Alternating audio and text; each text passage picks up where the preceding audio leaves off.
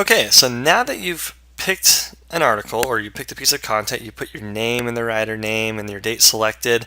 You haven't written the content yet, so you don't want to put a title in because you only put the title in once you've written the content and you're ready to submit it.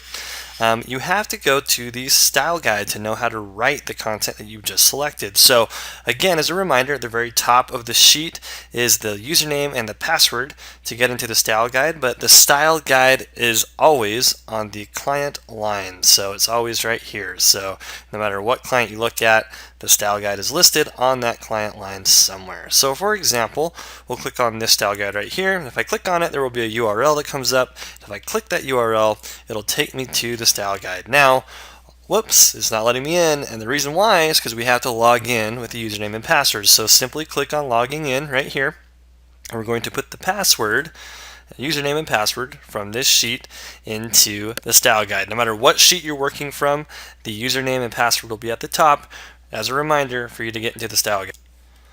Alright, so I've input the credentials and I'm going to hit login, and it will take me to the style guide for this specific client. Now, all of our style guides look very, very similar, and they're in the same format for every single client. So at the very top of the style guide, you'll see the information with the last time that the style guide was updated. It's always very important to make sure that you look at the style guide every single time that you write a piece of content, even if you've written content for a client hundreds of times. We do make changes to these style guides. They are alive. We do try to update them to keep them current, so make sure that you're always going there to make sure that you're not missing something or that we haven't added something since the last time you saw it.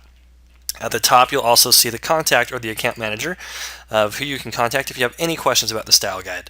So on the style guide, there are different tabs. So there's a background tab, which will kind of go over the scope of the project of the client or give you some additional information of what it is you're actually doing, where this content will live. And then there's the actual style guide, which will kind of go over the information on the spreadsheet, you know, what it is, how you use it, what it's there for. It'll go over how many times you're supposed to use the keywords and even give you the format of how the content should be with other information. There might be some reference information that the client has given for you to use as you work on your articles. There will always be a saving instruction as well about how they want the file saved. Some clients are particular about this because it helps with organization in file structure when they go to look for a specific piece of content. And then we always try to give you examples of a finished piece of content so you can see exactly how your piece of content should look and, you know, kind of sound and feel, just so you have an idea of what we're looking for. Again, if you have any questions on the style guide or something isn't clear, make sure that you email the account manager before you write your content.